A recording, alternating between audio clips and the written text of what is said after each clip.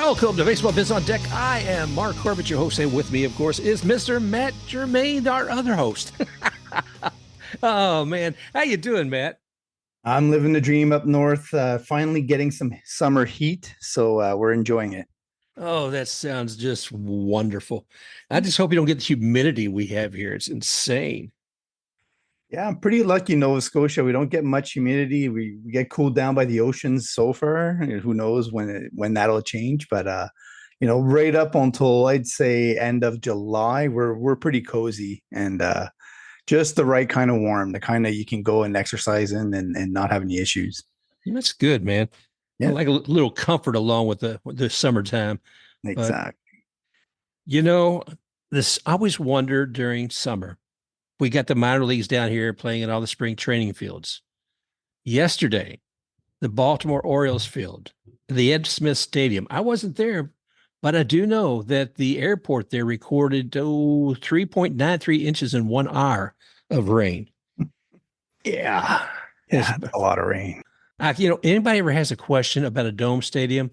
These are the moments where you say, yeah, that's that. We do need a dome stadium.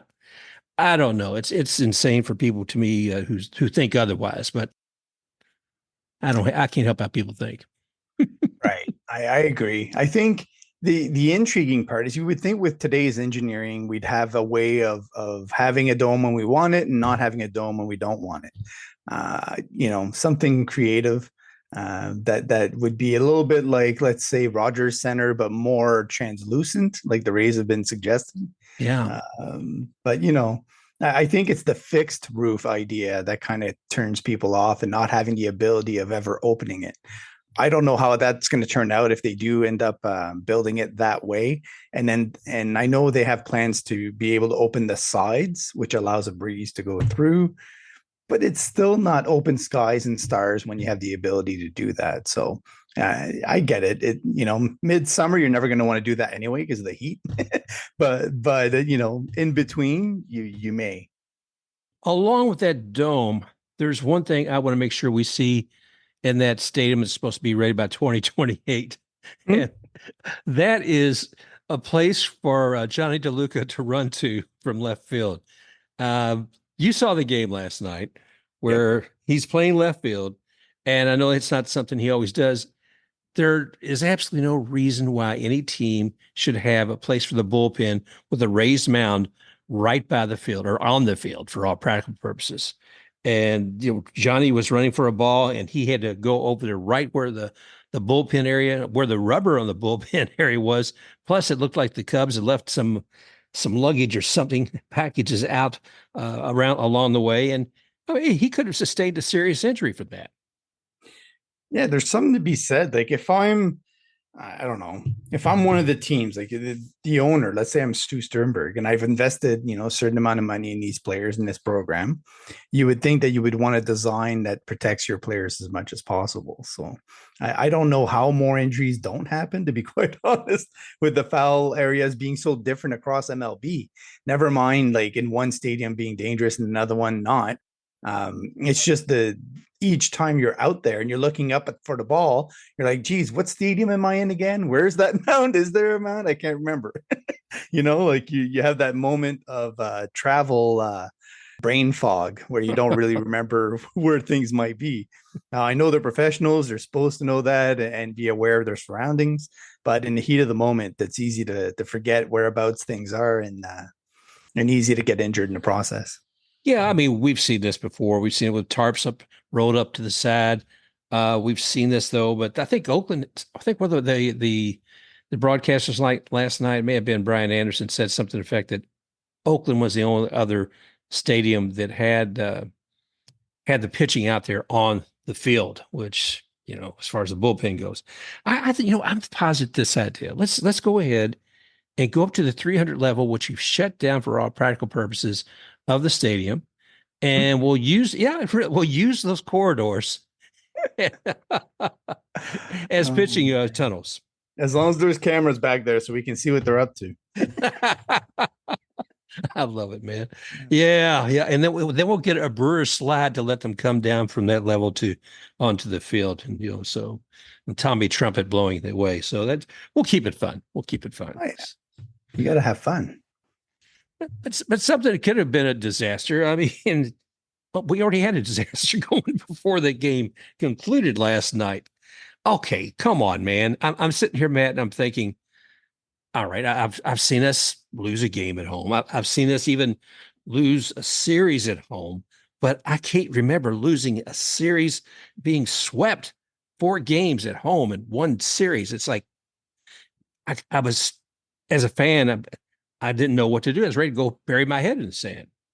It's not even just that. It's that at no point in time did they have a lead of any significance that would tell you they were on their way to winning a game at all. So it was more in how they lost, the lack of energy, the lack of production, the lack of everything pretty much, that left a bad taste in everybody's mouth, I think, after the series. So obviously, as fans and as players, you're not going to want to dwell on it too much, but you do have to recognize that the timing of it is terrible as well, because you have the trade deadline and everything else starting to creep up on the horizon. And so as they're taking stock of everything, this is not the kind of series you want to have. No, but and we're seeing some good signs creeping through, though. The Lowe and the Loeb, both of them coming out there onto the field. That's good. Brandon, my gosh, if it wasn't for him last night, the game over. I mean, what was he hit his 5th career walk-off last night there in the 9th inning. I mean, there's seemed like there's been so many opportunities for things to happen, but Brandon made sure he took advantage of it last night, and I was really glad to see that happen. Absolutely. Think about who they're pitching against last night. It was actually another Florida native, Jameson Taillon. I can never say his name right. Anyway, he did a pretty good job. I mean, the Cubs are, they're not lackluster this year. No, Taillon's always pitched well against the Rays as well. Like when he was with the Yankees, and he seems to like pitching at the Trop and against the Rays. So I think it was a tough matchup as well because of his comfort level against the Rays. But the Rays are just, they're holding on to their bats a little bit too tight and trying to do too much with each swing. So I think you're right, though. There are some good things creeping in. Jose Siri was the first one to sort of start to kick things into gear, and everybody else sort of is falling in line after that. Like Randy Arozarena, Brandon Lowe's home run was, I don't know, like reaching forward the way he did in order to get to that pitch and to pop it over. With his back and his health issues that he's had lately, it was great to see. You and I talk about a glue guy, and I don't know that he's the glue guy per se. Maybe it's more Josh, but his energy with that really made things happen. But you mentioned Siri, and come on, Matt, what Siri did last night. He's a showman, but the talent really came through with him running across the field to catch that ball and slides across with his chest and snags that ball. And I didn't even know if he had it or not. It looked like a magic trick. Yeah, and to be quite honest, he makes that look easier than it actually was, because of his speed and the coverage he gets. Like if that had been Johnny DeLuca, the only way he would have gotten to that ball was if, he dove Superman style and had like just the tip of his glove get to it. So, I mean, it was a great catch. It was definitely, something that lifted the team up. Yeah, those are the moments. And it was interesting too when you think about it, Matt, because we didn't have Randy out there last night. Yeah, we didn't have Randy, and I believe that we don't have him again tonight. And you and I spoke about, who was it, the 55 plate appearances that you were going to give him. And then I think the Rays are sort of they're looking for that consistency, I think. And I do know matchups play into things, and giving people breathers plays into things, but the Rays just had a lot of off days. So really Randy shouldn't be, by any means tired to this point and needing 2 days in a row off. So that's a sign that they're trying to, force him to perform to a certain level. And there may be something that he did that didn't, go well with the Rays, where they had called for something to be done and it wasn't done, or something of that sort. We never know, those never come out in public. But there's definitely, somebody like Randy Rosarena sitting out twice without any injury news coming out. It's usually a sign of something going on. Yeah, I thought I heard something about they had some tightness. That's kind of a phantom excuse, I suppose. Yeah. But that's we'll see what happens. And the 55, I don't know if he got to that number or not, what it was, but they didn't send him down, so he just not playing. Okay, you talked about something that I was probably going to talk with you last week, and uh, things popped up where I couldn't, and that was every fan favorite for that blue-haired fellow we love, and that's Harold Ramirez. And we know that while he's a great person, and I think he's a lot of positive energy, he was not going to be played on the field. He was going to be a DH only kind of guy. And therefore, the value of what he was able to deliver the team just wasn't going to be enough. Right. And I would say it's kind of sad the way things turned out. And this is what I mean. If you look at his performance last year in terms of his hit tool, it was very, very, very encouraging, promising, something that somebody would want on their team because he was hitting both sides of the plate very well. And by that, I mean, like against left-handers and right-handers, he was hitting very well.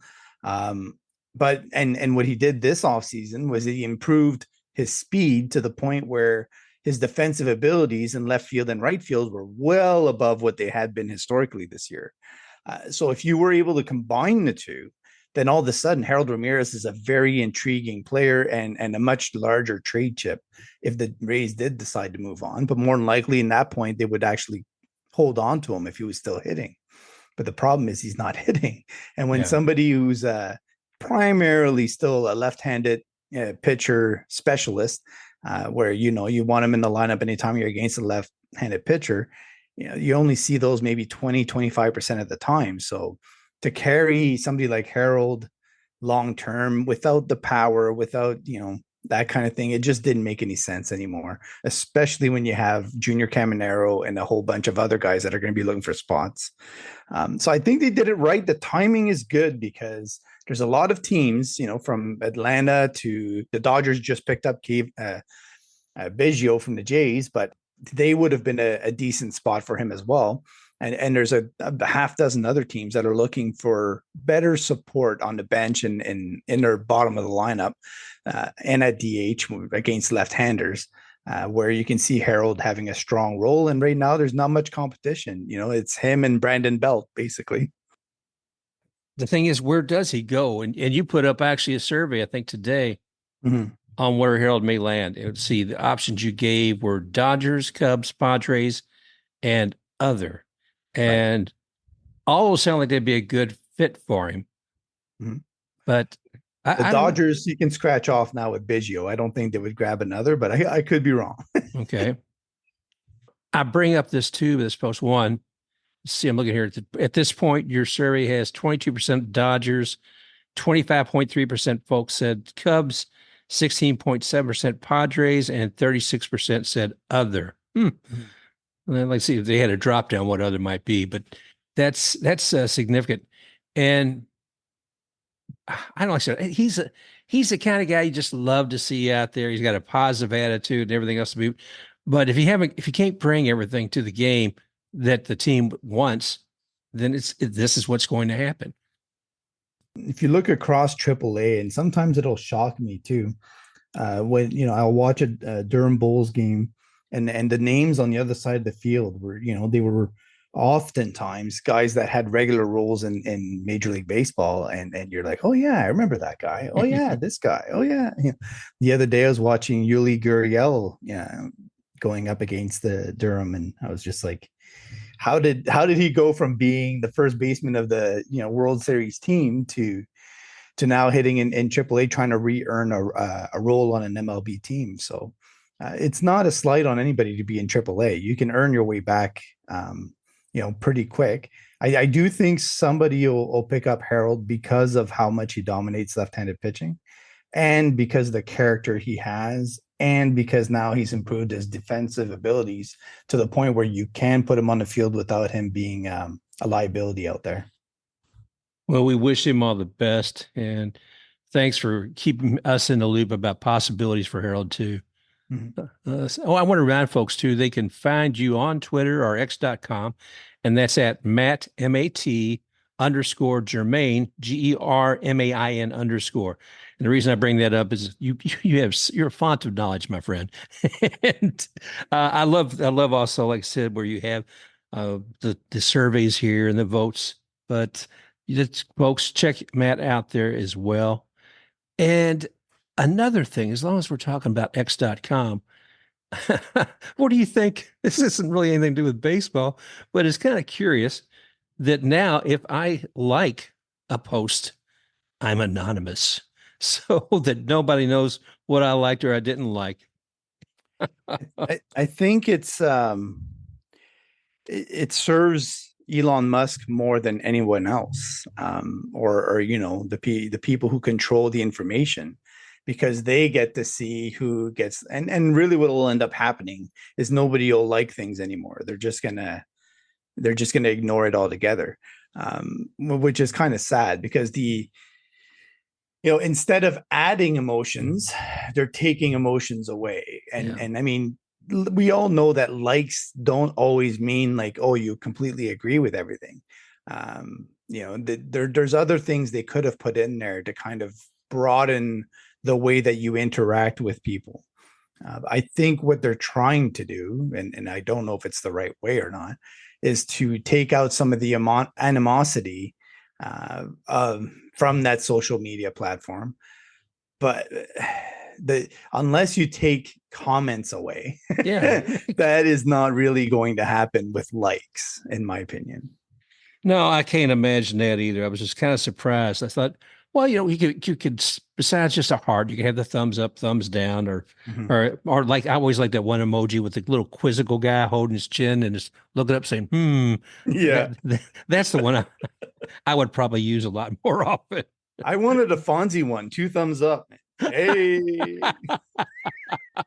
Come on there, Elon, listen up, dude. But no, plus, here's another thing. You probably notice this. You may have your notifications turned off because of this. Because when people like you get ding, ding, ding, you know, and oh, who's the next person who liked me? Oh, I feel so much better now. The Cubby uh, Musings just loved what I had to say. I feel so much better. But yeah. I've learned to give myself time limits for those things. Like I'll go through and listen to comments or whatever, or read comments, I should say, through and answer, those that I think I can add to. But yeah, it is funny. I can only imagine like some of the people who have, tens of thousands of followers. It would be endless. jeez. So today is Wednesday, June 12th, and the game is going on tonight. I don't have it in front of me. Can you see what the score is? I can, but I'm not telling you, Mark. I don't think you want to know. Okay, then I'm just kidding. It's actually zip zip right now, but I oh, have even bigger news for you, please. and that is Jeffrey Springs threw 2 innings in AAA Ooh, with the Durham Bulls, and 16 of 18 pitches were strikes. He struck out 3 in his 2 innings, and he looked awesome. He looked like, I don't want to say stuff is completely back, because you have one good outing, it doesn't mean the world. But there was zip on his pitches. You know how we saw Shane Baz come back and he needed like a good half dozen games before you could tell he was comfortable letting it loose. yeah. Jeffrey Springs, no problem. It's loose, it's spotted, and I don't think he's as far away from being back in action as we think. So that makes the trade deadline even more entertaining for if you're a Rays fan. I can't imagine what it's like to be sitting in Eric Neander's seat. I mean, every time I'm thinking, well, these guys might win. Do I really want to make a big change? It's funny you say that, because last night after the win, I was sitting there. I was like, okay, let's say they sweep the Cubs or they win, 3 of the next 4. Then they're back at 500 again. And you're like, every time I think I'm done with the season, they pull me back in, they get to 500. And then I'm wondering, well, if I add just a bit more, you know, man. Oh, just add a little more spice to that recipe there, Eric. Yeah, I don't exactly. know. But yeah, it's a tough time to be a Rays fan. I mean, you see it just brimming beneath the 500. And if we look at like last year, I'm trying to think. Let's see if bring this up. Last year at the end of the season in the AL East, you had let's see, Baltimore led with 623 average. Tampa Bay, we were 611. Toronto 549, New York 506, and Boston at 481. So virtually all five teams were above 500. I mean, Boston just needed a couple more wins and they would have been there. And you look at where the Yankees are this year. Geez, it's just crazy to do a comparison. So Right. But I will say that they've been fortunate in terms of their pitching health overall and their big star health until Soto got banged up here recently. But the big thing is when you get to the dog days. So we saw with the Rays last year, they had some internal issues that kind of hurt their record and led this to a slide. But every team has their own issues that happen somewhere in the season. So the question is going to be once they start having, that slide or that awkward time, whatever you want to call it, are they going to be able to bounce back and how well? With the Yankees personalities, they're big, they're large, it could go a lot of different ways. So I'm curious to see if Jared Cole comes back healthy. And they also have Jason Dominguez, who's in AAA now, and he looks raring to go. So they have depth. They have a great team. They're going to be hard to stop. Whether or not they pull it off in the playoffs this year is going to be the big thing for them, because for them it's World Series or bust every year. So, oh yeah, making the playoffs isn't really that big a deal. Not making the playoffs is a big deal. Yeah, we saw that last year, but yeah. Al Steinbrenner has to be shaking his head, but not this year. I mean, and Juan Soto has been a great investment for him, but without him, they lost 2 of the 3 games with the Dodgers at Yankee Stadium. And see, one game it was 11-3. Huh. So that must have been fun. That's I'm so I don't want to mean to cut you off, Mark. no, but there's a thing that I'm watching right now, and it's like a soap opera with the Yankees, where you have Hal Steinbrenner said, "Oh, we want to extend Soto. We want to have in-season talks," because he knows that if it goes to free agency, the Dodgers will offer Juan Soto $1 billion and defer it until 2075. So, he doesn't want to get into that kind of fight with whoever else joins into those kinds of crazy contracts, which I think should be illegal. But he went there, he basically said, we don't have the money to give Juan everything that he wants.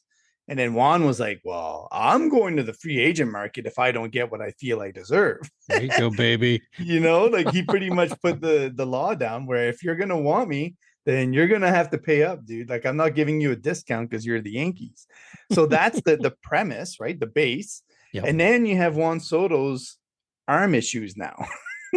And you're like, oh, well, does that bring the price down? What does Juan think of that? What do the Yankees think of that? Like, where does that fall? The Yankees I want to say they haven't always been lucky with the long-term deals, right? You look at Jacoby Ellsbury, Aaron Hicks, especially with outfielders more than anything else. So there's a lot at play here where the Yankees aren't a guarantee to bring back Soto. I think the best thing that they probably could do would be to clear room for Soto in their budget by moving Giancarlo Stanton somewhere and eating a small portion of the contract if they have to, and pairing him with a really good prospect so that the other team will take on a lot of Giancarlo's money instead. Yeah, Giancarlo. I mean, he's been hot and cold, but he hasn't been, I think, worth what they're paying him these days. So we'll see. Oh, no. I'm looking here at the Rays notes. It's talking about hot and cold. Let's go to another. This is something from the Rays notes from today. And it's called Homer Unhappy. The Rays have allowed an MLB high 89 home runs ahead of the White Sox 88 home runs and Blue Jays 87 home runs. The 89 home runs are tied with the 2007 club for the second most long balls allowed through 67 games in franchise history. ahead of only the 2000 Devil Rays 99 home runs. Oh gosh. Yeah, it's been bad. Oh, But you know, I do want to caution something though. Like I know the young guys are giving up a lot of home runs and Savale and a couple of other ones. But you do have to look at who's given up the home runs, and a lot of Tyler Alexander, a lot of Erasmo Ramirez, a lot of players that weren't going to be part of the core long term as well. Um, but I do think it's an over aggression on the part of the Rays pitching staff overall that's led to that. well, Matt, let me ask you about the catching. Do you feel good about what we have right now? Are you ready to bring back Frankie Mejia or Rene Pinto or Betancourt? Pull them from another team and bring them back? The only time I felt confident about Ray's catching is when we had Mike Zanino aboard. Yes. And since then, and even before then, yes, Travis d'Arnaud for this flash that he was with the Rays was great. Same with Wilson Ramos. They were, with two very solid catchers. But I think the Rays have to do a better job of weighing the offensive capabilities of their catchers as well as their defensive abilities, especially when we know that the framing is going bye within the next 3 to 4 years. It's not always going to be the reason why you're getting a guy catching. So the arm is going to get really amped up.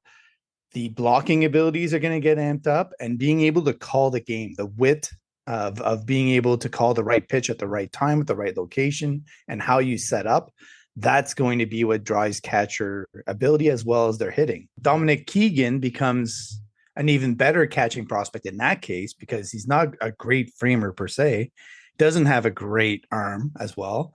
So, when you look at those things, you're like, yeah, okay, that makes him a mediocre catcher. Well, that's pretty much what the Rays have developed overall throughout their history. They've had a really hard time. The few times when they had what would you call maybe an above average catcher in one way or another, like Omar Narvaez, they let him go. Luke Miley, they let him go.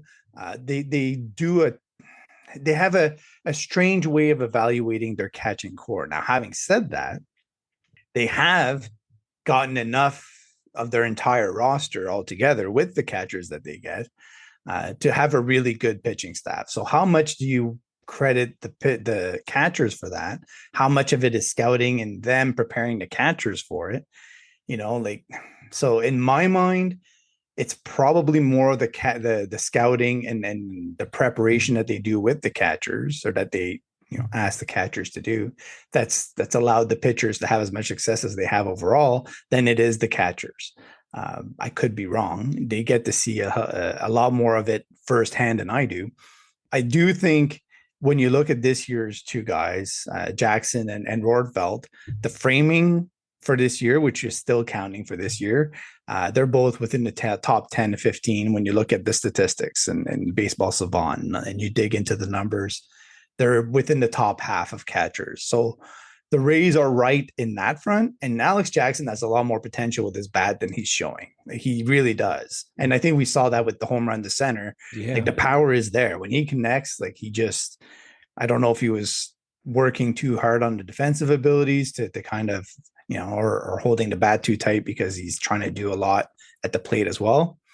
But he has potential and you can see it. So if the framing is top notch and he can come around on the hitting side of things, then he would be an intriguing guy. Same with Ben Rortvedt. So I get the patience they're showing with these guys, and it's not easy to go out there and find another. I just wish when he was available, they would have gone for Joey Bart, who had excellent time with Pittsburgh while he was healthy. I think he's a little bit dinged up right now. But he would have been a great addition, in my opinion, because he's got the experience as well with a great team, with, a team that develops strong catchers and knows how to gear them up. And they actually drafted him at one point, so they must have liked him enough to do that. So, that's the kind of example where I'm like, you could have kept Alex Jackson in AAA a little longer and had Joey Bart there with Ben Rortvedt, and I probably would be more comfortable with it. Now, there is Logan Driscoll in AAA, who's an intriguing bat, and he's a left-handed bat, and the Rays do need better performances against right-handed pitchers. So either him or Pinto, but he would have to be added to the 40-man roster, and then you get to another, whole thing, and he just came off of IL now, so I don't know what the issue is with him health wise. But the Rays do have some options that are decent.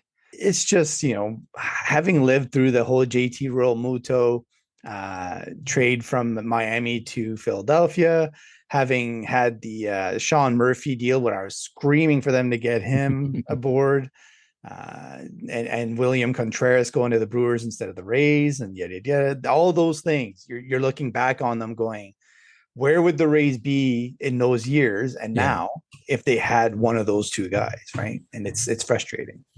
I would love to see Contreras, I gotta tell you. Mm-hmm. Yeah. This week, Karen and I are going to go visit Atlanta and watch the Rays play up there. Nice. Yeah. It's you and I've talked before about following the laundry or following the players, and the longer you're watching this stuff, the more you get to you find somebody you like and they move on. Like I'll be following later on, see how Harold's doing. But I've definitely always enjoyed turning on the Braves when you got that battery between, Mr. Darno and Charlie Morton.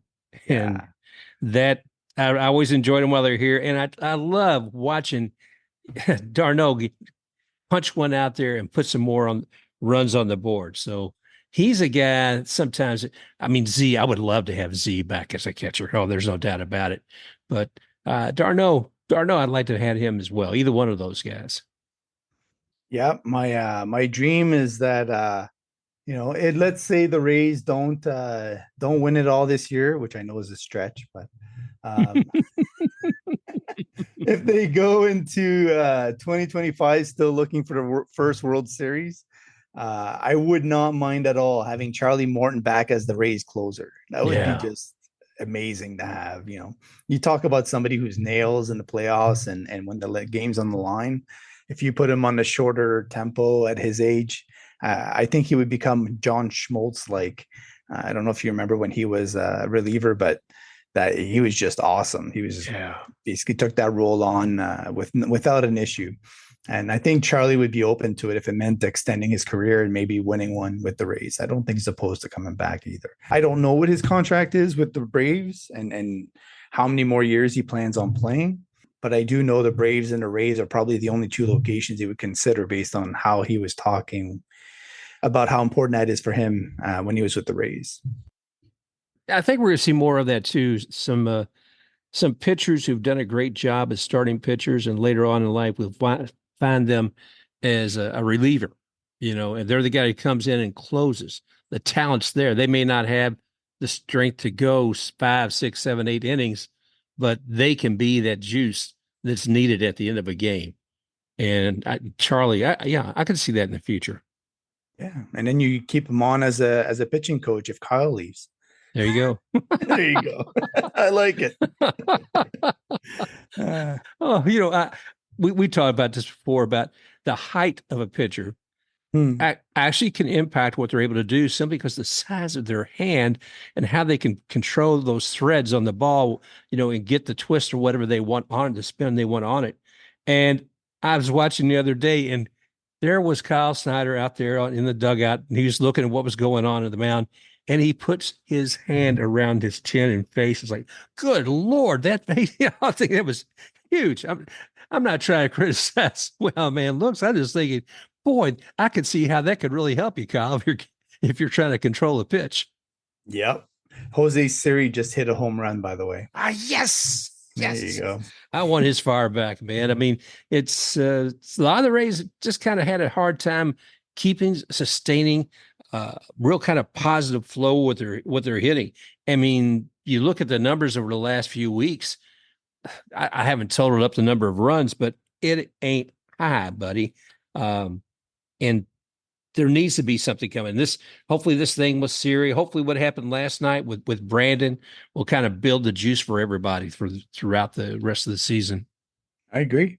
And I, like I said before, I think the Rays now they're getting healthier, so they get more and more options on moves they can make.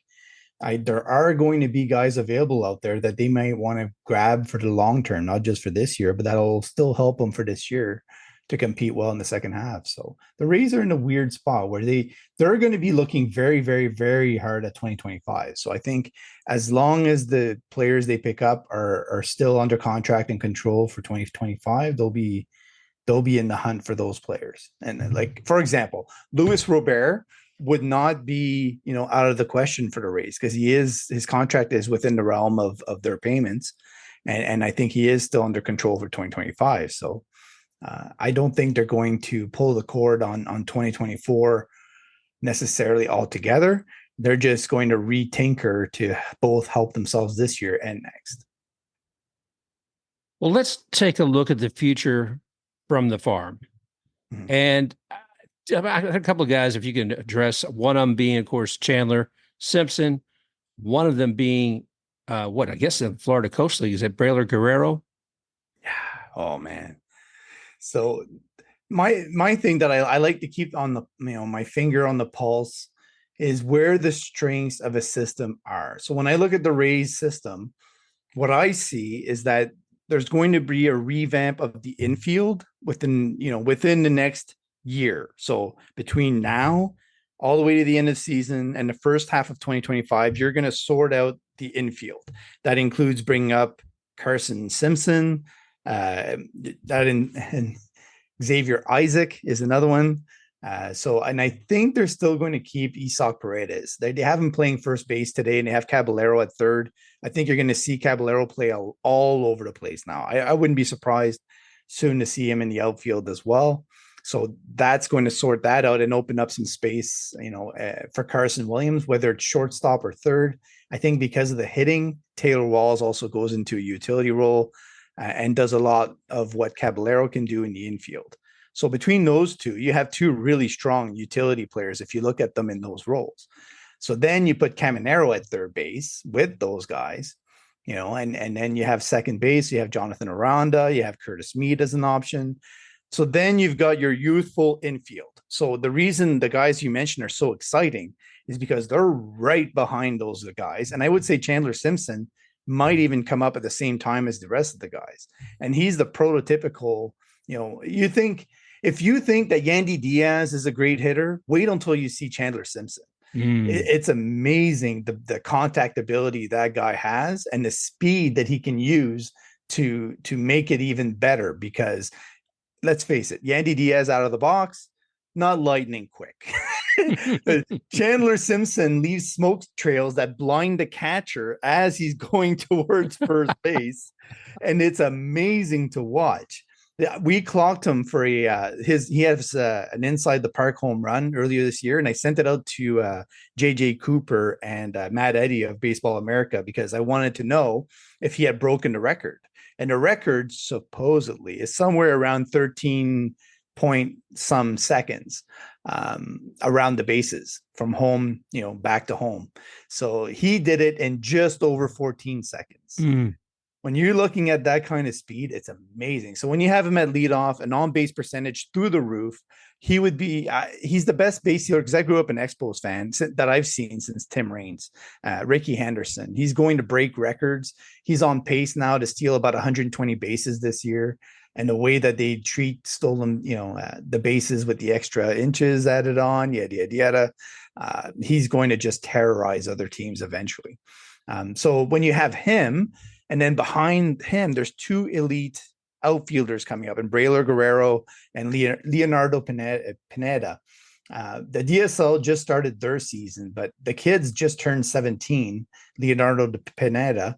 And he just should be moved up to the FCL right now because he's laughing at the pitchers down there, hitting doubles like crazy. I think he has an OPS over 1400.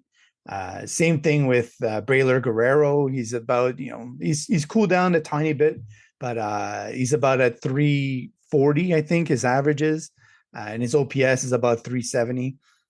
Brayler Guerrero profiles more as a right fielder because he's got a strong arm, and they think he's going to bulk up a little bit.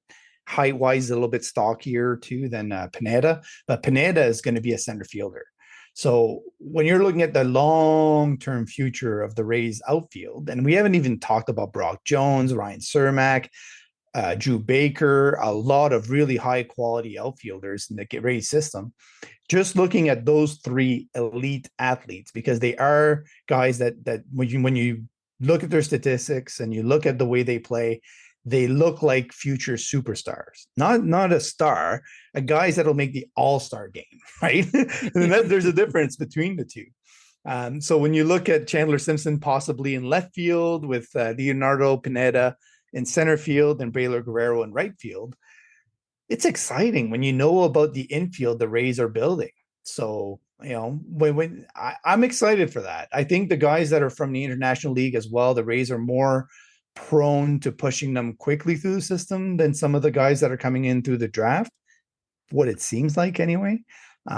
So, it doesn't mean that we're talking about 5 years from now, but when the stadium opens, the Rays roster is primed to be one of the most exciting in the AL East, I think. When you say this, I can't help but think about the Orioles that are on the field right now. Mm-hmm. And such a young team. The energy's there, the activity, what they're doing as far as the speed seems to be there, and somewhat naivete sometimes too, but the performance that they have with everything that you just said, mm-hmm. I see that's something that the Rays will become. But they're missing one thing. That is Adley Rutschman. The Rays, they need to talk to the Brewers at some point in time, and whatever the best Brewers catching prospect is, they need to go grab that guy, because Brewers can develop catching like there's no tomorrow. Maybe, you find another one somewhere else that might be whatever the case, you have to make that investment. You have to make the uncomfortable trade of sending 3 top prospects, if that's what it takes, to get that catcher. Because when you look at the Orioles, the leadership that Adley Rutschman brings to that team is just, you can't put a price on it. You can't put a value on it, because it's just so integral to what keeps them level, keeps them playing hard every single game. That's what Adley Rutschman is. He doesn't take a day off. He's consistent. He demands the same from his teammates, and he supports them when they're doing it. To me, that's what the Rays are missing. I think at some point in time, they thought Wander Franco would build up to be that. Yeah. As a shortstop, it's still not a catcher, which I think is more important on the team, because you look at some of the great teams, right? Buster Posey with the Giants. You have Real Muto with the Phillies that just won the World Series. You have they got to the World Series.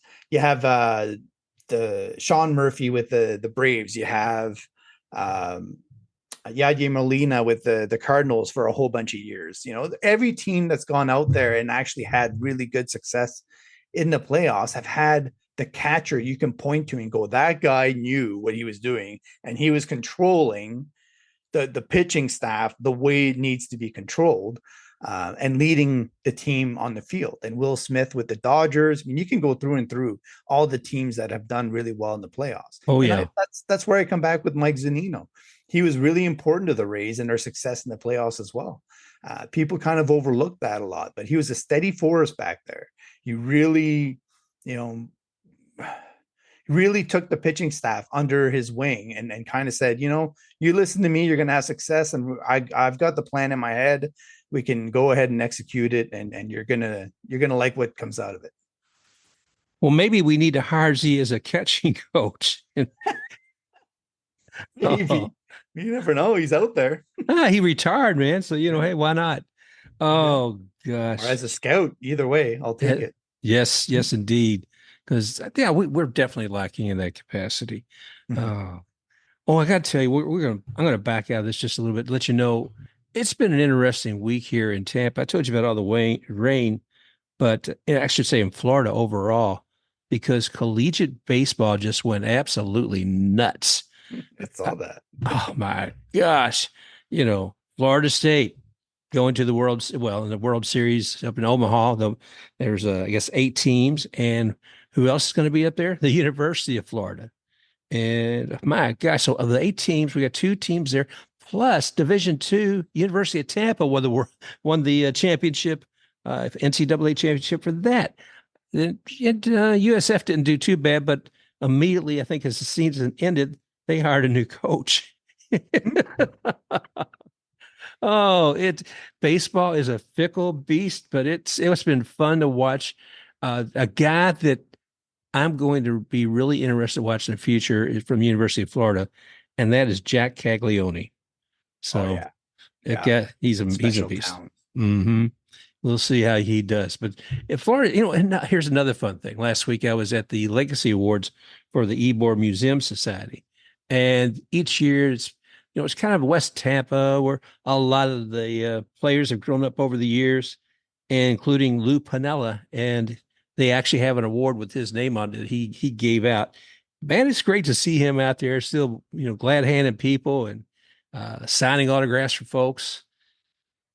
He said in his speech, if while he was announcing the new winner, he said, "Yeah, if there's only one thing I'd change, maybe I wouldn't kick as much dirt up."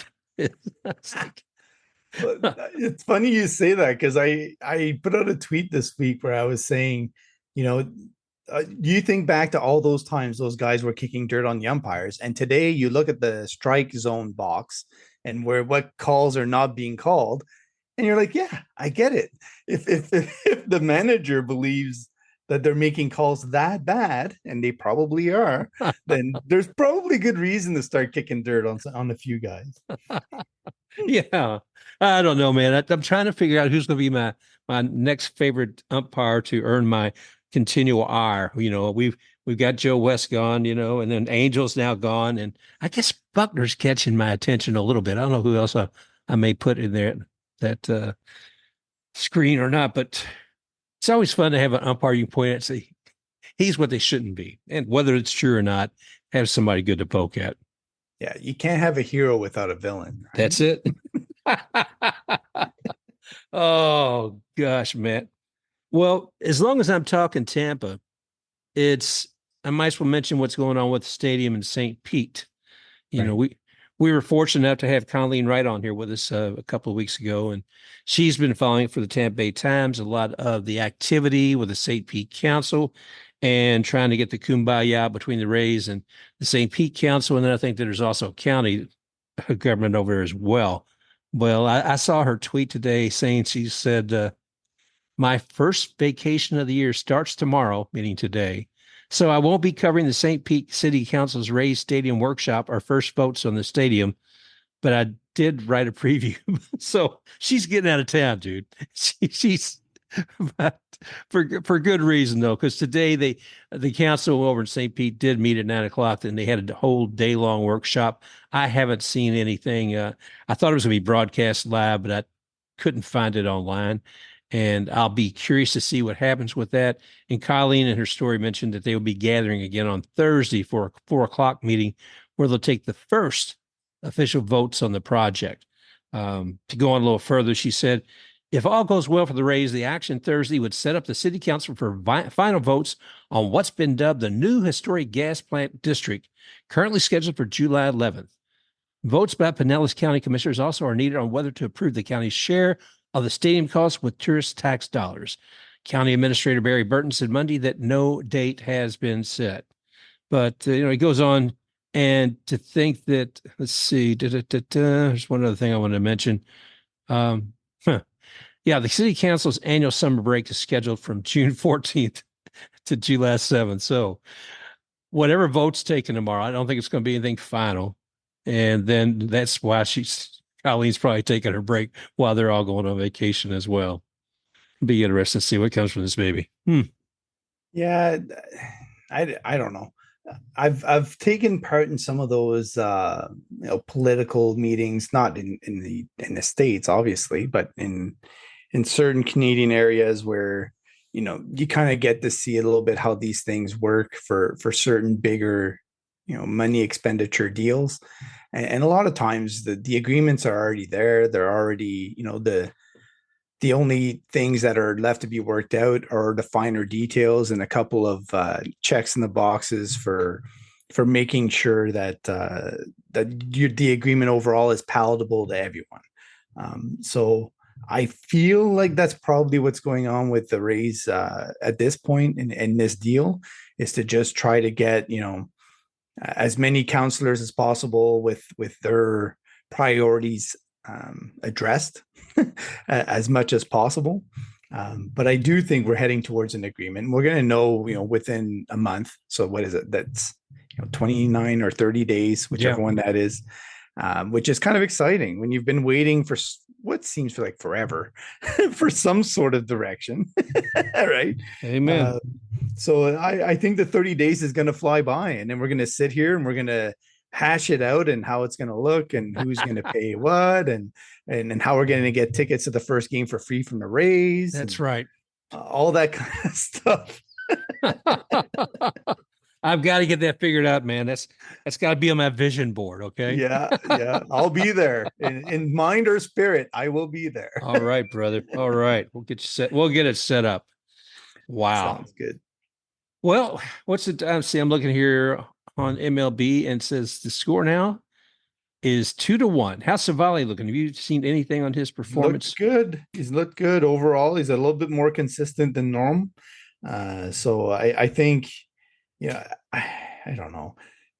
I still see him as a new Ray, but I always say that as long as he's not walking guys, he tends to be pretty effective, and he can give him 6. So as long as that's all you're expecting, and you're just going to allow somewhere between 1 and 4 runs, that's where Aaron Savali should be on a game-to-game basis.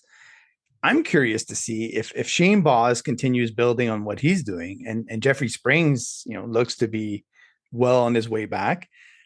What do you do with Aaron Savali? What do you do with Zach Eflin? What do you do with some of these guys that may have trade value? And some of them wouldn't look great in the pen, to be quite honest. Like, can you picture Aaron Savali in the pen? No. Zach Eflin, no. Taj Bradley either. I don't think he's someone you want to move to the pen with the length that he can give you. Same thing with Ryan Pepio. So it doesn't really give you that many options. Zach Littell's just been their most, steady starter overall. So when I look at it and knowing that the salary that Zach Eflin's going to make next year at 18 million, I feel like he's the odd man out, the first one anyway, where I think, whatever priority they have set for the return that they want. And man, Mark, if it ends up being an elite catcher, prospect, whatever it is, like I will be elated. But hopefully they get good value back for whoever they move out of the rotation, because I do think that move has to come. You can't keep Shane Baz in AAA forever, and you can't keep Jeffrey Springs down there forever either. No. So at some point in time, the next 3 to 4 weeks, they're going to probably pull the trigger on a deal of that sort. Well, I'm definitely going to be waiting for that, my friend. I tell you what. Do you have a prediction on where Harold Ramirez will land? You had Padres as one on there. I think that might be a good fit. Mm-hmm. Yeah, it makes sense. Like Luis Arias is there already, but if you have him as well, the Giants are chock full of left-handers, so that would do really well against them and amp them up a little bit. Clayton Kershaw is going to come back eventually with the Dodgers. So having Harold behind Luis Arias would give you a really strong 1-2 at the top, or it doesn't have to be hitting second, obviously, but somebody that can actually amp up. That's what I feel. And I look at the corner outfielders and the Padres, and they have a lot, lacking. And Harold doesn't make big money per se, so the Padres could afford him for sure. I agree. Yeah. Like I said, I just want to see him somewhere soon. Oh, one other thing before we part, I want to mention, Lou Schiff, Baseball and Law on Twitter. Mm-hmm. I don't know if you've seen it or not. He's over in Japan watching some games, man. And I said, that texted something back to him. I said, you mean you couldn't get enough of the World Classic, rather, in Miami this past year? I mean, by the way, they're going to have it again there in 3 years. So that's going to be cool.